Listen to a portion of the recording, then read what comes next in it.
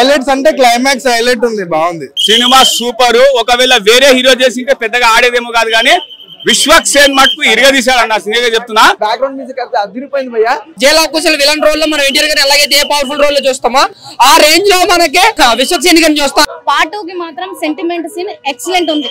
ఒక different concept, new subject, ఒక కొత్త కాన్సెప్ట్ ని తీసుకొని మనం ముందుకు వచ్చారు.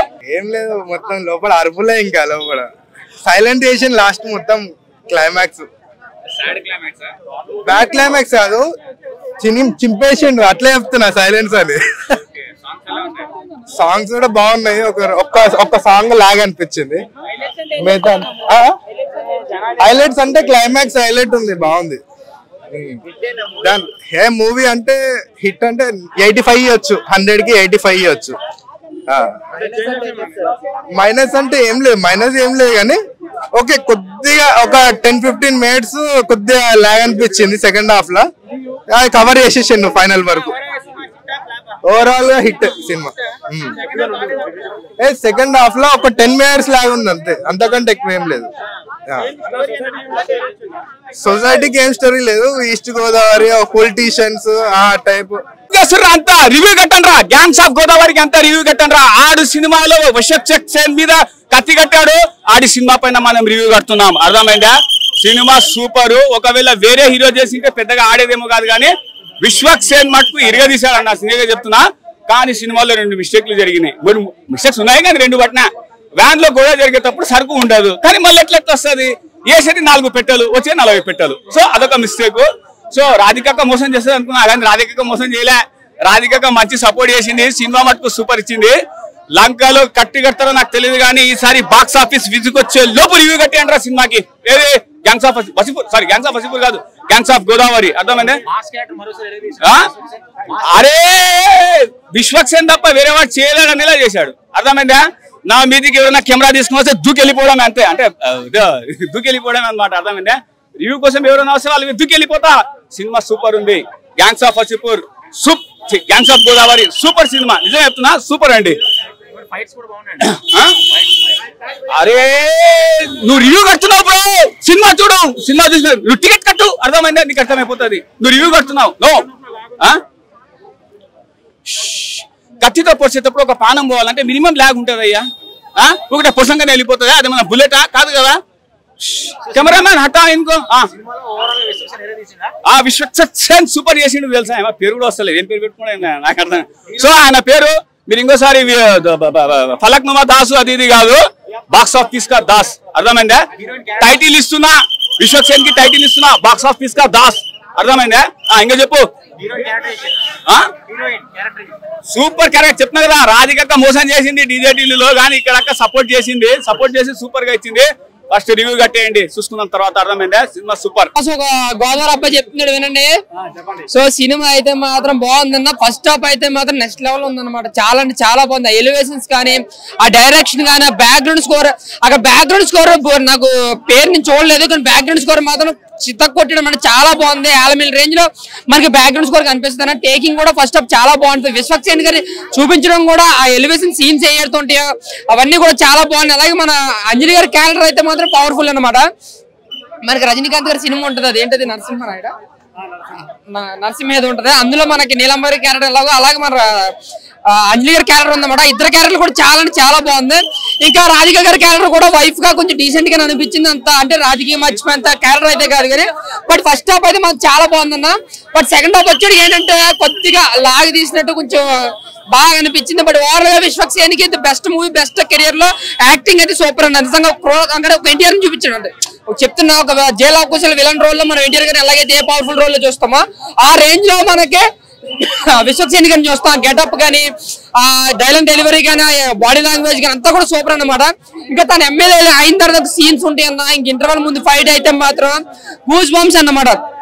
సో ఓవరాల్ గా సినిమా అయితే మాత్రం చాలా బాగుంది. Vishwaksen career best performance, best cinema. ఇంతవరకు చూసిన వెంటనే బిదిరా సినిమా అనుకునేలాగైతే విశ్వక్ కెరియర్ లో ఏ సినిమా లేదన్నా. బట్ గ్యాంగ్స్ ఆఫ్ గోదావరి నిజంగానే గ్యాంగ్ తో చాలా అల్లరి చేసే సినిమా అన్న. చాలా అంటే చాలా బాగా అనిపించింది. మాస్కా దాస్ అని విశ్వక్సేన్ అంటారు. ఆ మాస్కా దాస్ కి సరైన బిరుదు మన గ్యాంగ్ ఆఫ్ గోదావరి అన్నమాట. చాలా బాగుంది. డైరెక్షన్ కూడా చాలా బాగా హ్యాండిల్ చేశారు. బ్యాక్గ్రౌండ్ కూడా మెయిన్ అన్న సినిమాకి. అలాగే చూసి చుట్టుపక్కల సాంగ్ కూడా చాలా అంటే చాలా బాగా అనిపించింది. లాస్ట్ కి తెలిసేటట్టు చేశాడు కదా, అది ఇంకా మైండ్ బ్లోయింగ్ అండి. కానీ ప్రతి ఒక్క జీవితంలో పిల్లలకు మాత్రం కంపల్సరీ మనం ఏం చేస్తున్నాం అనేది వాళ్ళకి తెలిసి రావాలి, తెలియాలి. ఇక ఎక్సలెంట్ అండి. దాంట్లో మాత్రం చెప్తున్నాను కదా, చాలా అంటే చాలా బాగుంది. స్టోరీ ఎక్కడ స్టార్ట్ అయ్యి ఎక్కడ ఎండ్ అయిందో అంటే ఆడియన్స్ కి అర్థం కావాలంటున్నారు. స్టోరీ ఎక్కడ నుంచి స్టార్ట్ అయింది, విలన్ నుంచి స్టార్ట్ అయ్యి సెంటిమెంట్ కి ఎండ్ అయింది. ఇది బాగుంది, అంతే బాగుందండి. గోదావరి సినిమా చాలా ఎక్సలెంట్, మైండ్ బ్లోయింగ్. స్టార్టింగ్ నుంచి ఎండింగ్ దాకా చాలా అంటే చాలా మంచిగా, చాలా బాగున్నాయండి. చాలా బాగున్నాయి. ఫైట్ సీన్సే కానీ, సెంటిమెంట్సే కానీ, ఫైట్ సీన్సే కానీ, అసలు స్టార్టింగ్ నుంచి ఎండింగ్ దాకా ఆయన స్టోరీ అయితే ఇంకా ఎక్సలెంట్. అసలు జైల్లో ఉండి మనము స్టోరీ చెప్పడం అంటే అదో గ్రేట్. చాలా ఉందండి, చెప్తున్నాను కదా. మనిషి పుట్టిన కానుంచి చచ్చేదాకా అసలు ఏం చేయాలి అనేది మాత్రం ఇందులో ఉంది. అది చెప్పలేనులే కానీ చాలా అంటే చాలా బాగుంది. ఈ సినిమా 100 days కాదు, 1000 రోజులు కూడా అలాగే నడుస్తూ ఉంటది. మస్తు అసలు రాజకీయానికి అయితే చాలా పనికొస్తుంది ఇది.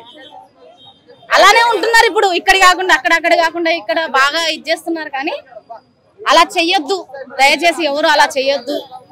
ఎలా ఉన్నామో అలాగే ఉండాలి. సూపర్ అండి, మైండ్ బ్లోయింగ్.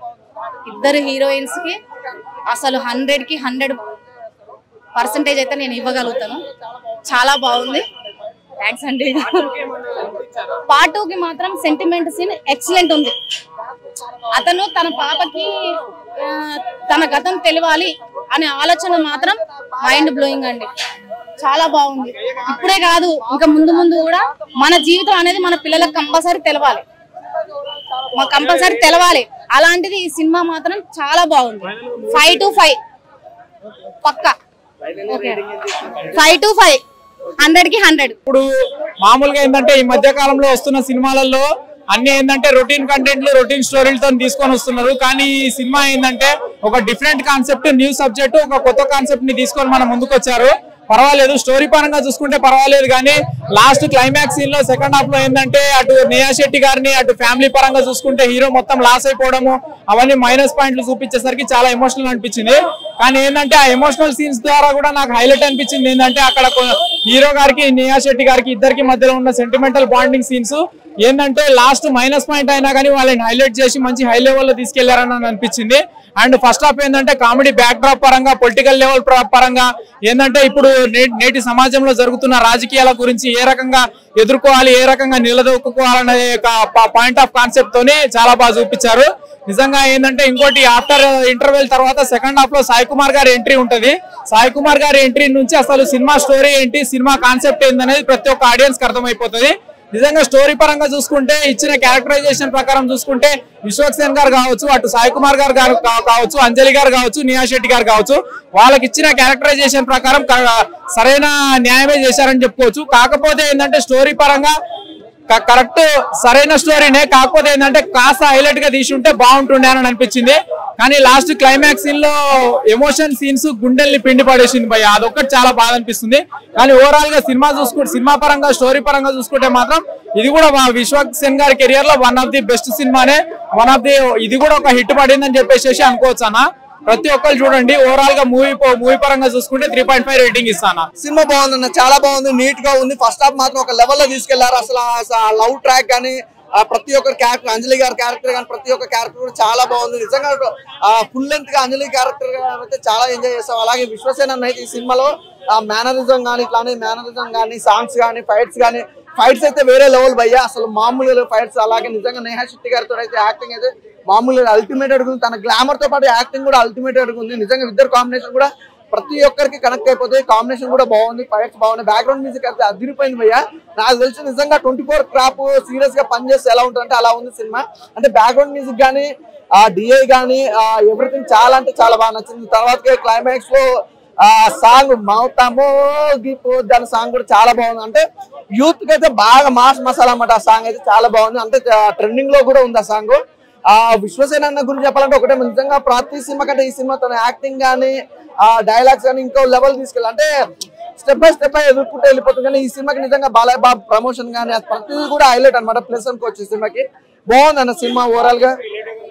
పాలిటిక్స్ అదే మెయిన్ పాలిటిక్స్ సినిమాకి సంబంధించి ఏంటంటే ఒక ఎమ్మెల్యే అవ్వాలి, ఒక మధ్యతరగతి కుటుంబం నుంచి వచ్చిన వ్యక్తి ఎమ్మెల్యే అవ్వాలంటే ఎన్ని స్ట్రగుల్స్ పడుతుంది ఏందనే దాని గురించి తీసాడు. అంటే సినిమా గురించి చెప్పినాక నాకు ఆ సినిమా చూసిన అర్థమవుతుంది, చాలా బాగుంది. అంటే ఒక మంచి చక్కటి మెసేజ్. ఆ రాజకీయాల వల్ల ఎలాంటి లైఫ్ అనేది కోల్పోతాం, రాజకీయాల వల్ల సొంత ఫ్యామిలీకి ఎంత, పర్సనల్ ఫ్యామిలీకి ఎంత డిఫరెంట్ అనేది చూపించారు. సినిమా అయితే బాగుంది, ఒక మంచి మెసేజ్. కాకపోతే ఏంటంటే అది అర్థం చేసుకునే దాన్ని బట్టి ఉంటుంది సినిమా.